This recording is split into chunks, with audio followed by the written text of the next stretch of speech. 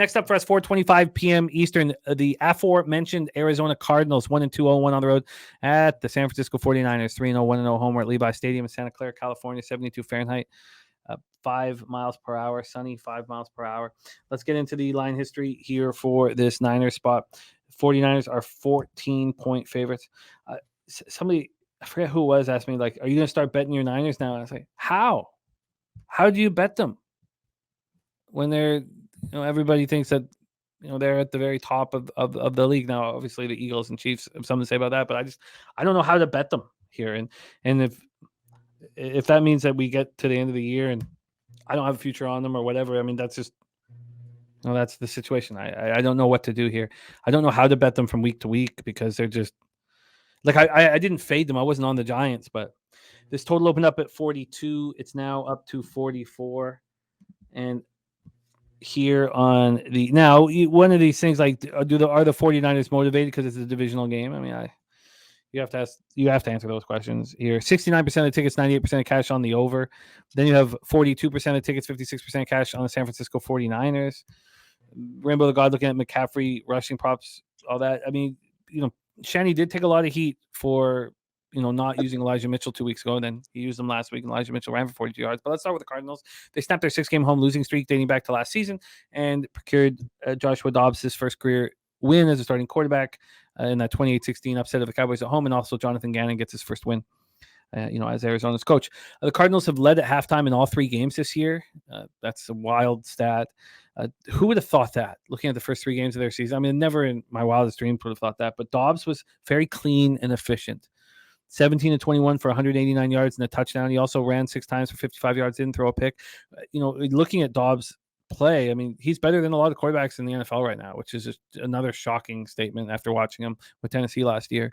2023 third-round pick out of Stanford, Michael Wilson. He's a pretty electric dude. Caught 2 passes for 86 yards. Marquise Brown caught 5 for 61 and touchdown. And James Conner, it looks better than I've ever seen him look. He just looks like he's got a chip on his shoulder. Ran 14 times for 98 yards, touchdown, caught 2 for 18. The Cardinals defense bent but didn't break. They allowed 416 total yards. Cowboys went 9 of 16 on third down. But the Cards tightened up when it counted. They held the Cowboys to 1-5 in the red zone. Cardinals got 2 sacks and 4 quarterback hits. That's it. Kaiser White had a pick. Zaven Collins has an eye injury and Chris Barnes has a hand injury, defensive lineman and linebacker respectively. We need to know what's going on for them if you're interested in backing the Cardinals. 49ers coming off extra rest after an easy 30-12 victory at home over the Giants in last week's Thursday nighter. Amazingly, it's just their third 3-0 start in the last 25 years. It's somewhat tricky spot here. Next week, Sunday night, Cowboys 49ers. Good God, is that going to be a giant football game?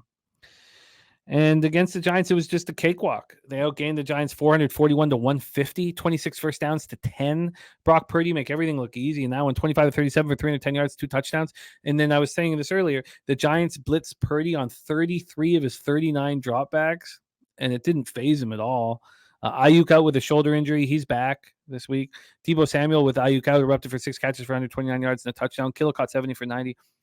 Shanny said if they had a regular Sunday night game that Ayuk could have played, it was just the 4 days that was the reason why I didn't play. CMC ran 18 times for 85 yards, touchdown, caught 5 for 34. And as good as they looked offensively, they do have some red zone issues, similar to the Eagles. I don't know if maybe the intensity is not quite there in these kind of blowout spots, but 2 of 5 in the red zone. And their defense just destroyed the Giants. 3 of 12 on third down. The Giants put up 29 yards on the ground. The defense sacked Daniel Jones twice, hit him 6 times. Hufanga had a pick. They dominated time of possession, 39-10 to 20-50. And Ambry Thomas was inactive, and he is also expected to be back here. Cornerback Ambry Thomas expected to be back. Take it away for us here. Is there any angle? Is a 14-point divisional favorite does not sound appealing at all. What do you think here? Can they do it again, man? Anyone got tickets on the Cardinals to win this division? I'm sure there's a lot of people in the chat that got the Cardinals to win this division, man. Come on, man. They look legit. I really don't have an interest in this massive spread. I will say the 49ers offense has been lackluster just because of their offensive line, specifically that right side that I called out last week. They got crushed once again. The right guard, right tackle, not looking very good. This 49ers offense. And I think that's why I thought Brock Purdy looked a little bit disrupted in his usual process that he has as a quarterback. he looks susceptible to me for the first time in a long time. 49ers defense, what's there to be said? They're elite. I think Fred Warner is on some drugs that I wish I had. But this Cardinals team, I mean, they continue to get the job done. ATS, I just think that this is time the 49ers are about to smack them down. This 14.5 spread after winning outright against Dallas at home. Now they're catching 14.5, 14, whatever it is at this point. It's 49ers in this game or nothing for me. Yeah, it's nothing for me. I don't see this as being bettable, personally, in a division game here. Yeah. Birdie looking at 49ers first half, and LJ looking at Kittle's receiving yards, anytime touchdown, Brady over 1.5 field goals. It's just Birdie says 49ers may win this game by 40 points. None of this is appealing to me. Nor is the total at this point here at 44, climbing up from 42. I don't find anything appealing here at all. And I apologize, but I'm gonna have a ton of action this week, so it doesn't bother me. So let's just move on.